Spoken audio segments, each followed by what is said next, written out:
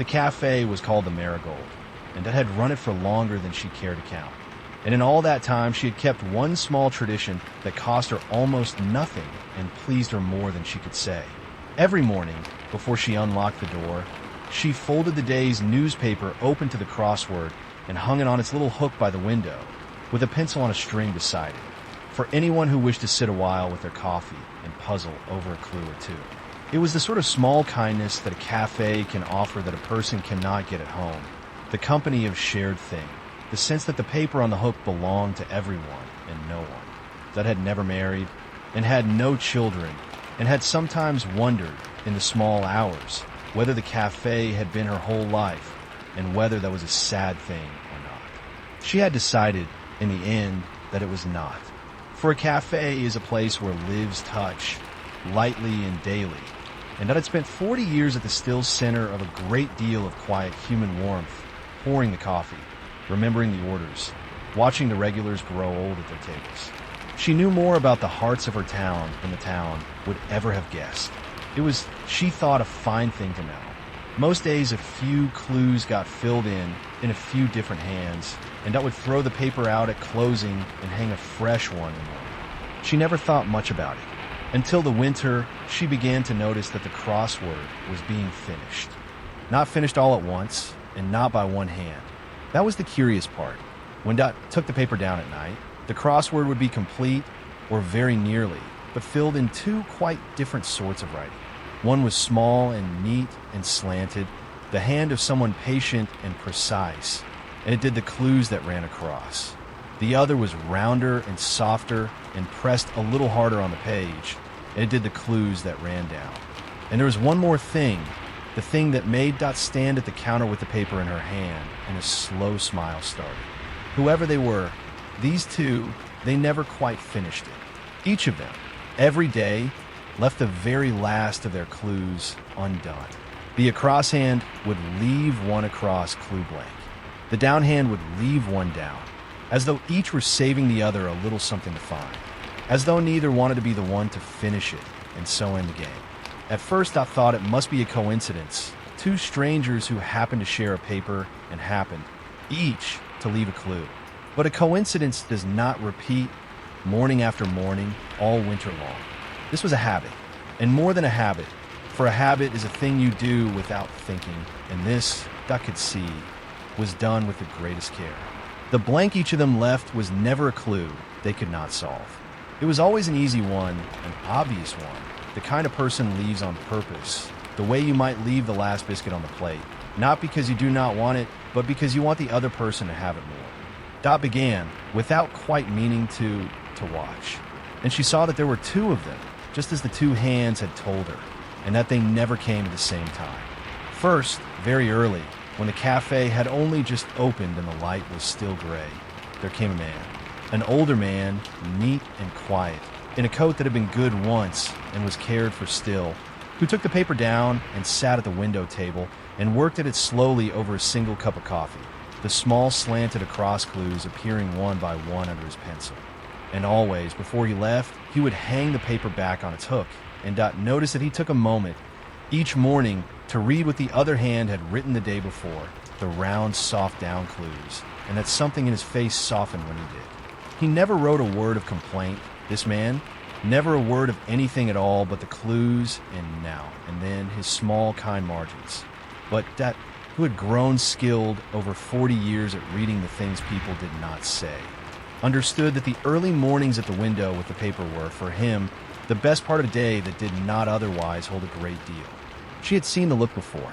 It was the look of a person who is lonely and has made a kind of peace with it, and is then, unexpectedly, no longer quite so lonely and does not entirely know what to do about it. And then, a little later in the morning, after the man had gone, there came a woman, not young, but younger than the man, with a bright scarf and a quick, warm way about her, who took the paper down in her turn and sat and did the down clues in her round, soft hand, and who also always paused first to read what he had left.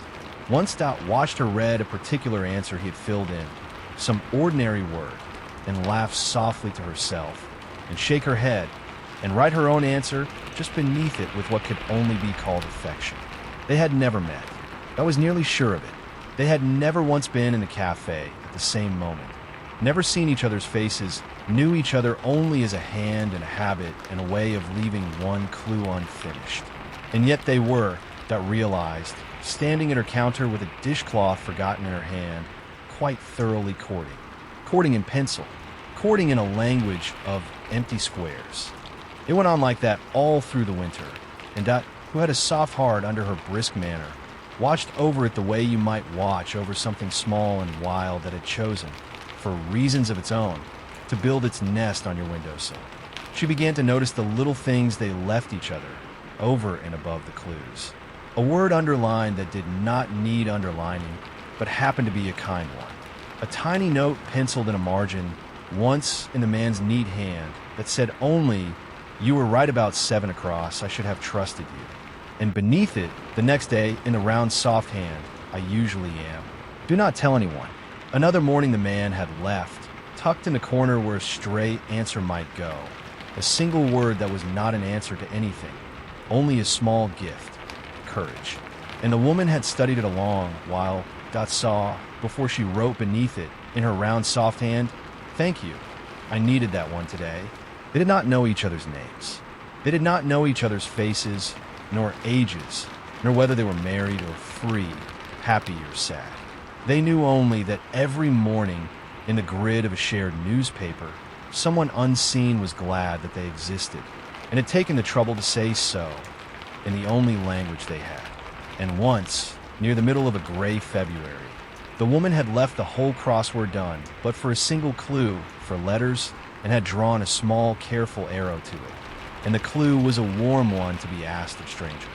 And the next morning the man had filled it in, that one answer, in his neat slanted hand, and it was the right answer, and beside it he had drawn, very small and a little shakily, as though his hand were not quite steady, a heart. Now Dot stood at her counter and considered.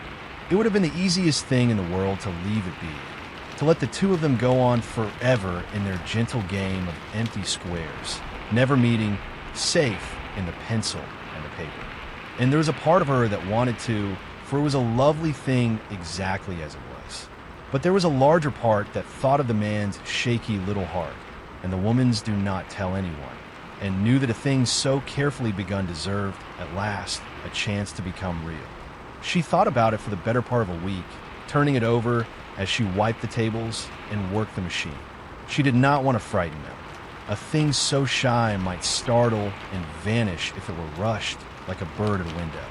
But she thought, too, that winter would not last forever, and that one day the papers would change, or one of them would move away, or grow ill, or simply lose their nerve, and the whole small miracle would end with the last clue forever unfilled, and neither of them would ever know the face of the person who had made their mornings warm. That, Dot decided, would be the real sadness, not the meeting, the never meeting. So Dot did a small and meddlesome and kindly thing, the sort of thing that cafe owners have always done. The next morning, when the neat, quiet man came in early and sat at his window table with the paper, Dot brought him his coffee, which she had never done before, for he always fetched it himself. And she said, lightly, as though it were nothing, that if he was in no hurry, he might like to linger a while today, for the coffee was fresh and the morning was cold. And the man, a little surprised, said that he supposed he might. And so, for the first time, when the woman with the bright scarf came in a little later than the man, but earlier than he had gone, there they both were. The man at the window with the paper and his pencil. The woman in the doorway, stopping short, for the paper she had come for was not on its hook, but in a stranger's hands. They looked at each other, and Dot, polishing a cup that did not need polishing, saw the exact moment that each of them understood, saw the man slanted across eyes meet the woman's round soft ones, saw them both go still, and then flush, and then, slowly, helplessly begin to smile. The man rose and cleared his throat and held out the paper to her, a little clumsily, as an offering. And the woman came and sat, not at her own table, but at his. And Dot brought a second cup and said nothing at all and left them to it. She busied herself at the far end of the counter and did not look, or tried not to, though she looked a little, for she was only human, and she had watched over this all winter, and felt she had earned a glimpse of how it ended. She saw them talk, haltingly at first, and then less haltingly, the two shy hands attached at last to two shy faces. She saw the woman laugh her soft laugh at something the man said, and the man look astonished and pleased that he had made her laugh. She heard, once, the woman say a name, her own, and the man repeat it as though it were the answer to a clue he had been trying to solve for months, which in a way, it was. They did the crossword together that morning, the across and the down in their two different hands filling the same grid at the same table at last. And for the first time in all that long, gentle winter, when they were done, there was not a single square left empty. There was no need. They had found the thing they had each been saving the last clue for. Wherever you happen to be tonight, and whatever quiet task is keeping your hands busy, thank you for spending this little while here with us. Rest easy, and whenever you are ready, there will always be another story waiting.